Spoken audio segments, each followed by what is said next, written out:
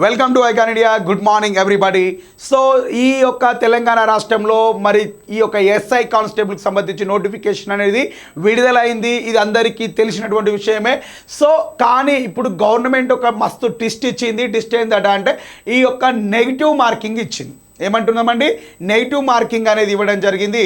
మరి negative marking అనేది ఇచ్చింది. దీనిలో భాగంగా ఎనీ రిజర్వేషన్, ఓపెన్ కేటగిరీ అయినా, బీసీ అయినా, ఎస్సీ అయినా, ఎస్టీ అయినా కేవలం 60 మార్కులే క్వాలిఫై స్కోర్గా డిసైడ్ చేసింది. ఎన్ని మార్కులు అంటున్నామండి? 60 మార్కులే క్వాలిఫై స్కోర్గా డిసైడ్ చేయడం జరిగింది. మరి ఎన్ని మార్కులకు అంటున్నాం? కేవలం 200 మార్కులతో ఈ యొక్క ప్రిలిమ్స్ ఎగ్జామ్ని కండక్ట్ చేస్తుంది. దీనిలో ఎన్ని మార్కులు వస్తే క్వాలిఫై అయినట్టు అండి? 60 మార్కులు వస్తే క్వాలిఫై అయినట్టు. ఇప్పుడు మీకు ఈవెంట్స్కు ప్రాధాన్యత పెరిగింది, మరి ఎగ్జామ్కి కూడా అంతే ప్రాధాన్యత పెరిగింది.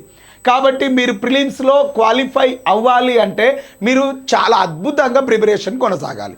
ఈ ప్రిపరేషన్ ఏ విధంగా కొనసాగాలి, సిలబస్ ఏంటి, ఆ సిలబస్ను ఏ విధంగా చదవాలి అనే అంశాలను బేస్ చేసుకొని మీరు ప్రిపరేషన్ అనేది కొనసాగించాలి. రైట్. దానిలో భాగంగా మనకి ఎగ్జామ్ ఎన్ని మార్కులకు ఉంటుంది? 200 మార్కులకు ఉంటుంది.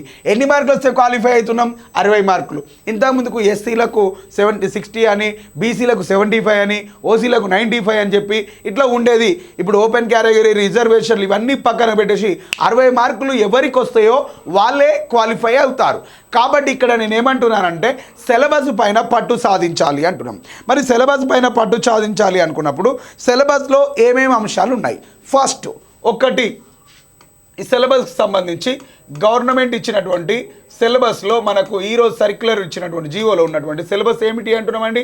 ఒకటి ఆర్థమెటిక్ అని చెప్పి మాట్లాడుతున్నా. ఏమంటున్నామండి? ఆర్థమెటిక్ అని చెప్పి పిలుస్తూ ఉన్నాం. ఏమంటున్నామండి? ఆర్థమెటిక్. రైట్. ఇక్కడ ఆర్థమెటిక్. మరి ఇంకేమంటున్నామండి? రీజనింగ్. చూడండి, నేను ప్రియారిటీ ఉన్నటువంటి సబ్జెక్టులను వరుసగా రాస్తున్నాను. ఈ యొక్క మీరు ఇక్కడ ఎక్కువగా దేని మీద ప్రియారిటీ ఇవ్వాలి? ఆర్థమెటిక్ ప్రియారిటీ ఇవ్వాలి. నెక్స్ట్ రెండో అంశం ఏమంటున్నామండి? రీజనింగ్ అని చెప్పి మాట్లాడుతున్నాం. ఇకపోతే నెక్స్ట్ ఇంకేమంటున్నాం?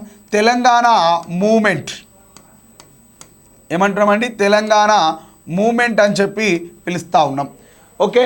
గవర్నమెంట్ ఇచ్చినటువంటి సిలబస్లో మనకి ఇప్పుడు జీవో జారీ చేసిరు కదా, దానికి సంబంధించినటువంటి సిలబస్ను కనుక పరిశీలించినట్లయితే ఇది ఏ విధంగా ఇచ్చింది. నేను ఇట్లా చెప్పడం మీకు ఇది ప్రియారిటీ ఉన్నటువంటి సబ్జెక్టులు అని చెప్తున్నా, కానీ దాని ప్రకారమే నేను ఒకసారి చెప్తాను చూడండి. రైట్. ఫస్ట్ ఇక్కడ యాజ్ ఏ జీవో సర్క్యులర్ ప్రకారం ఏమని ఇచ్చిండట? ఫస్ట్ ఇంగ్లీష్ అని ఇచ్చిండు. ఏమంటున్నామండి? ఇంగ్లీష్. సెకండ్ వచ్చేసి ఏమిచ్చిండండి? అర్థమెటిక్ అని ఇవ్వడం జరిగింది. ఏమంటున్నాం? అర్థమెటిక్ అనేది ఇవ్వడం జరిగింది. ఇకపోతే థర్డ్ వచ్చేసి జనరల్ సైన్స్ అని ఇచ్చిండు. మరి నిన్న ఇచ్చినటువంటి నోటిఫికేషన్లో సిలబస్ను మనకు ఒకసారి మెన్షన్ చేసిండు. ఈ సిలబస్ పైన అవగాహన పెంచుకోండి. ఫస్ట్ ఆఫ్ ఆల్ ఫస్ట్ ఒకటి ఇంగ్లీష్ అన్నాం, రెండోది ఈ యొక్క అర్థమెటిక్, మూడోది వచ్చేసి జనరల్ సైన్స్ అంటున్నాం. ఇకపోతే నాలుగోది హిస్టరీ ఆఫ్, ఏమంటున్నామండి? History of India. ఏమంటున్నా? History of India culture, history of Indian culture. ఏమంటున్నామండి? Indian culture. ఇక్కడ ఇది రబ్ చేసుకుందాం. History of India and Indian culture, యొక్క భారతదేశ చరిత్ర మరియు భారతదేశ కల్చర్, ఇండియన్ కల్చర్. నెక్స్ట్ దీంతో పాటుగా ఇంకేమి ఇచ్చిండట అంటే ఇండియన్ నేషనల్ మూమెంట్ అని ఇచ్చిండు అంటున్నాం. ఏమంటున్నామండి? Indian national moment.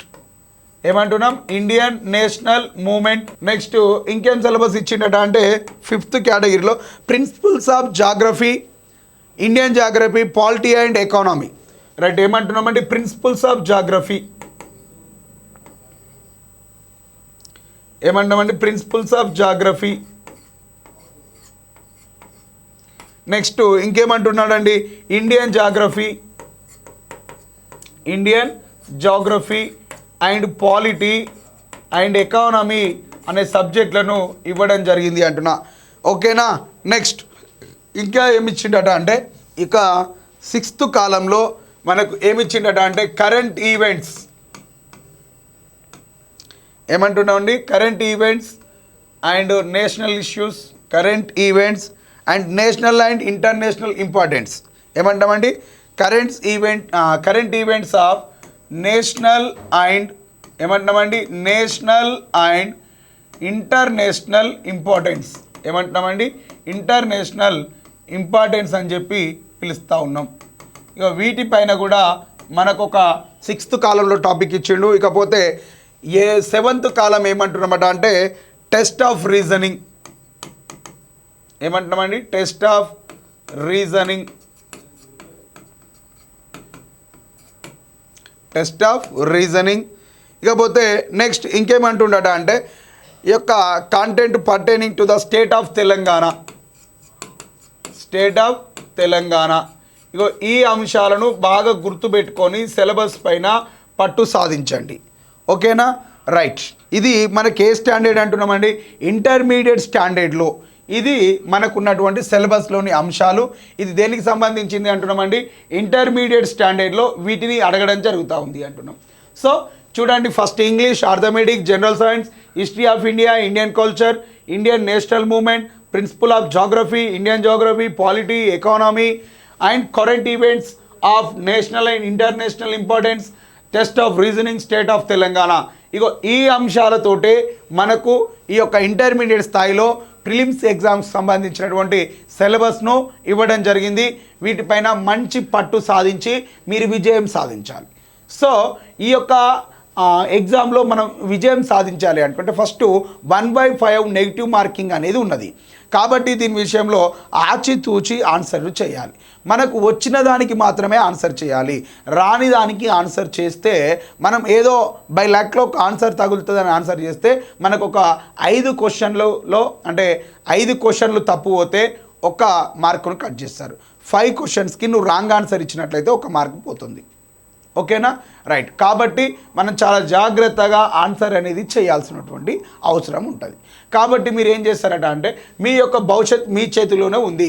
ఈ ప్రిలిమ్స్లో క్వాలిఫై అయితేనే మీరు ప్రిలిమ్స్లోకి వెళ్తారు. కాబట్టి ప్రిలిమ్స్ క్వాలిఫై కావాలంటే ఈ యొక్క సిలబస్లో ఉన్నటువంటి అంశాలని బాగా క్యాచ్ చేసుకొని మీ ముందరికి వెళ్ళాల్సినటువంటి అవసరం ఉంటుంది. సో మీ అందరి కోసం ఐకాన్ ఇండియా ఆఫ్లైన్ బ్యాచెస్ను రేపటి నుంచే ప్రారంభించడం జరుగుతుంది, నారాయణగూడ కేంద్రంగా.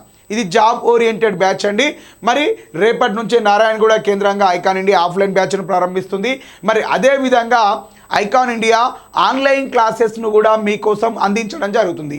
ఏమంటున్నామండి, అదేవిధంగా ఐకాన్ ఇండియా ఆన్లైన్ క్లాసెస్ను కూడా కేవలం 999 రూపాయలకే ఈ ఒక్కరోజు ఆఫర్ మాత్రమే మీ ముందుకు తీసుకొచ్చింది. ఇకపోతే ఐకాన్ ఇండియా సిద్దిపేట కేంద్రంగా కూడా నూతన బ్యాచ్ను ప్రారంభించడం జరుగుతుంది. ఎవరైనా అడ్మిషన్ కావాలనుకుంటే సిద్దిపేట బ్రాంచ్లో అడ్మిషన్ తీసుకోవచ్చు. సిద్దిపేట కేంద్రంగా మీరు ఈ యొక్క ఉద్యోగం సాధించాలి అనుకుంటున్నారా? అయితే సిద్దిపేటలో అత్యుత్తమ ఇన్స్టిట్యూట్గా ఐకాన్ ఇండియా ఉంది. కేవలం ఈ యొక్క ఐకాన్ ఇండియా ఇన్స్టిట్యూట్లో హైదరాబాద్లో చెప్పేటువంటి ఫ్యాకల్టీని తీసుకెళ్ళి సిద్దిపేట కేంద్రంగా బోధించడం జరుగుతుంది. ఎక్స్ట్రాడినరీ కంటెంట్ని ఇస్తున్నాం. సో మీరు ఈ యొక్క అవకాశాన్ని వినియోగించుకుంటారని చెప్పి కోరుకుంటూ మీ ఐకాన్ ఇండియా, మీ గణేష్ సార్, జై భారత్.